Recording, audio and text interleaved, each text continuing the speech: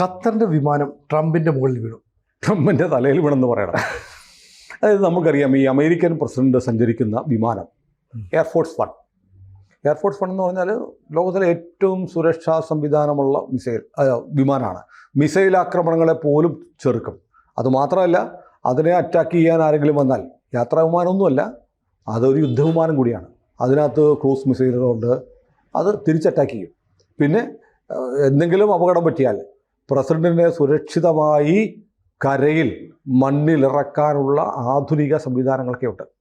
അപ്പോൾ അത്തരം വലിയ ഈ ലോകത്ത് ഇത്രയും സുരക്ഷാ സന്നാഹങ്ങളുള്ള വിമാനം വേറെയില്ല, എയർഫോഴ്സ് വൺ എന്ന് പറയുന്നത്. അപ്പോൾ എന്തൊക്കെയാണ് അതിനകത്തുള്ളത്? അമേരിക്ക ഡീക്ലാസിഫൈ ചെയ്തിട്ടുള്ള കുറച്ച് കാര്യങ്ങൾ മാത്രമേ നമുക്കറിയാവുള്ളൂ. അപ്പോൾ ഈ യാത്രാ വിമാനത്തിലാണ് ട്രംപ് ഇപ്പോൾ സഞ്ചരിക്കുന്നത്. ട്രംപിന് ഇപ്പോൾ ഒരു 4 വർഷം കഴിയുമ്പോൾ, 4 വർഷം ഇല്ല, 3.5 വർഷമല്ലേ ഉള്ളൂ, 3.5 വർഷം കഴിയുമ്പോൾ പ്രസിഡന്റ് അല്ലാണ്ടാവും. പ്രസിഡന്റ് ട്രംപിന് ട്രംപ് ഫോഴ്സ് വൺ എന്ന് പറഞ്ഞൊരു വിമാനമുണ്ട്. B757 എന്ന് പറയുന്ന ബോയിങ്ങിൻ്റെ വിമാനമാണ്. 1990 90 മൈക്രോസോഫ്റ്റിൻ്റെ സഹസ്ഥാപകനായ പോൾ അല്ലൻ്റെ വിമാനമായിരുന്നു.